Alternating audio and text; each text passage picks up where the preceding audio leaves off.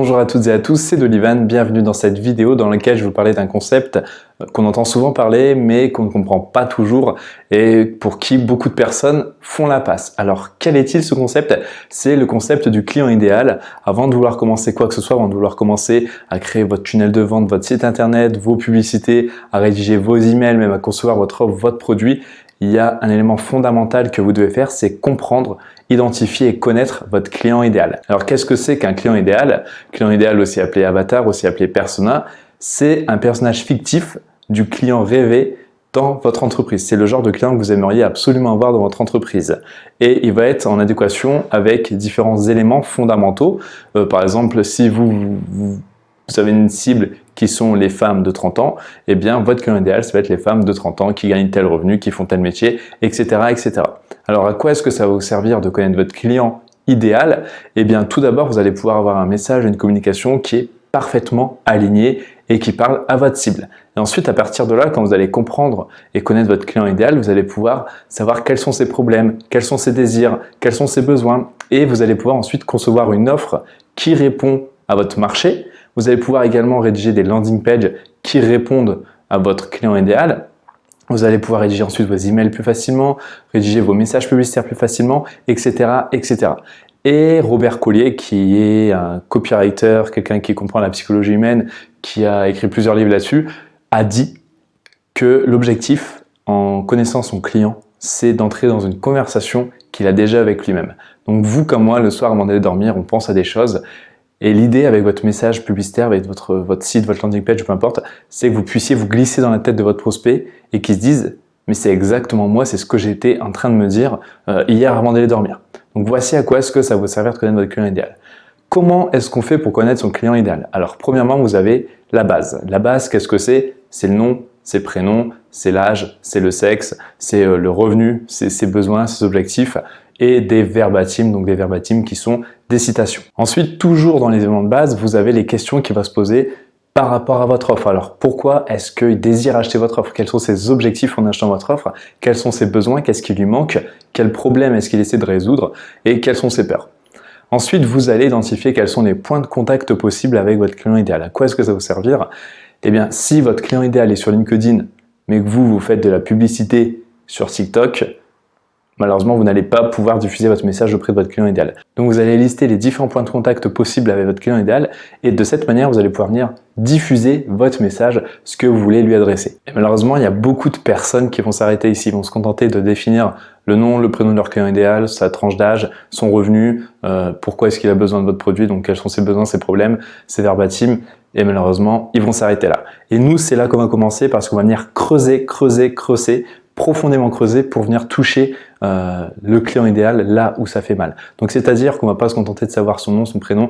Honnêtement, cette base, c'est important, mais si vous faites l'impasse dessus, c'est pas très grave. Nous, ce qui nous intéresse, c'est vraiment de connaître les peurs de notre client idéal, de comprendre ce qui lui fait peur, de comprendre quels sont ses désirs les plus profonds, ses rêves, mais surtout de connaître tout ce qu'il ne nous dit pas. Alors, comment est-ce que vous allez faire pour identifier tout ce que votre client idéal pense mais ne vous dit pas? Alors vous allez lister les 2 à 3 mots-clés qui sont en rapport avec votre thématique. Donc admettons, vous êtes dans le domaine de la confiance en soi, vous êtes coach en confiance en soi. Les mots-clés qui représenteraient au mieux votre activité, c'est confiance en soi. Donc vous allez reprendre ces 2 mots-clés et vous allez aller là où vos prospects s'expriment. Où est-ce qu'ils s'expriment? Vous avez premièrement les suggestions Google. Vous ne le savez peut-être pas, vous n'avez peut-être pas fait gaffe ou alors vous le savez mais vous ne savez pas à quoi ça servait. Vous avez votre barre de recherche Google, vous tapez vos 2-3 mots-clés, donc par exemple confiance en soi, et là à partir de là vous allez avoir la liste des sites sur la première page. Vous descendez tout en bas de cette première page et vous allez retrouver des suggestions, des recommandations avec vos mots-clés. Et en fait c'est ce qui est le plus souvent recherché par les internautes. Et si par exemple vous tapez confiance en soi, vous allez retrouver exercice confiance en soi. Et à partir de là vous allez pouvoir déterminer que votre client idéal aimerait avoir des exercices de confiance en soi et ça pourrait être, pourquoi pas, quelque chose à intégrer dans votre offre. Première chose. Ensuite, deuxièmement, vous avez les blogs. Donc, vous pouvez aller sur les blogs en rapport avec votre thématique, voir un peu ce que les gens disent aussi bien dans la rédaction des articles que dans les commentaires qui sont laissés sur ces articles parce qu'ils vont vous dire ce qu'ils ont aimé, ce qu'ils ont moins aimé, etc. Ils vont partager leur avis. Ensuite, vous avez les forums. Donc, admettons, vous êtes coach en confiance en soi, vous allez sur Doctissimo et je suis sûr que vous avez une thématique confiance en soi, et à ce moment-là, vous allez dessus et vous allez pouvoir voir ce qui revient le plus souvent dans votre secteur d'activité. Ensuite, autre petite astuce, vous avez les commentaires YouTube. Donc, vous allez dans une vidéo qui est en lien avec ce que vous proposez. Donc, toujours dans l'exemple de confiance en soi, vous tapez confiance en soi, vous allez voir les vidéos qui sont les plus vues et vous allez pouvoir aller voir les commentaires des personnes qui ont regardé ces vidéos. Et donc ça, ce sont potentiellement des personnes qui pourraient être vos clients. Et là, même chose, vous allez voir ce qu'ils ont aimé, ce qu'ils n'ont pas aimé, ce qu'ils auraient voulu avoir, et vous allez pouvoir ensuite l'intégrer sur votre site, dans votre offre ou peu importe. Ensuite, vous avez également les avis Amazon. Donc si vous vendez des produits, vous recherchez un produit comme le vôtre et vous allez voir les avis Amazon, et là vous allez pouvoir voir ce qui a été aimé, moins aimé, etc. Et ensuite vous allez pouvoir le remettre en avant sur votre site, modifier votre offre. Ou alors si vous êtes par exemple dans la prestation de service ou coach, vous pouvez aller sur des livres et voir, même chose, ce qu'ils ont aimé, ce qu'ils ont moins aimé, etc. Ensuite, vous avez les groupes Facebook. Alors on a des groupes Facebook sur tout. Et ce que je vous invite à faire, c'est à taper donc vos 2-3 mots-clés sur la barre de recherche Facebook, à aller dans l'onglet groupes et de voir les groupes qui sont en lien avec votre thématique. Et même chose, vous allez rejoindre ce groupe et vous allez voir, il y a des personnes qui s'expriment sur ces groupes et qui demandent de l'aide. Et à partir de là, même chose, vous allez pouvoir soutirer des informations, extraire des informations de ces groupes Facebook.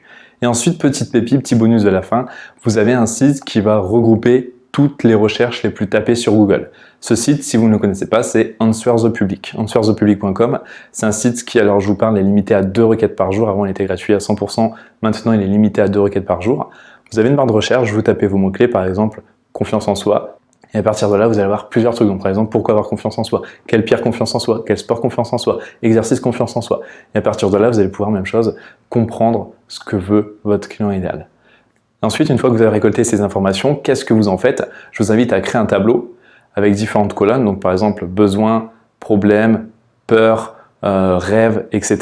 Et donc, de lister les éléments qui sont revenus le plus souvent. Et ensuite, ces éléments-là, vous allez pouvoir les intégrer dans votre offre. Donc, par exemple, améliorer votre produit ou votre service si les personnes ont demandé à avoir quelque chose en particulier. Et vous allez pouvoir également le mettre en avant sur votre site. Vous allez pouvoir le mettre en avant sur votre site, sur vos landing page, sur vos emails et avoir un message qui sera beaucoup plus parlant à votre client idéal. De cette manière, en plus, pouvoir attirer votre client idéal à vous. Donc, on arrive à la fin de cette vidéo. J'espère que vous avez compris tout l'intérêt qu'il y avait à comprendre et à connaître son client idéal. Et si vous voulez d'autres conseils, d'autres astuces, d'autres petits hacks marketing, je vous invite à rejoindre la Growth Letter qui se trouve dans la description et qui est entièrement gratuite.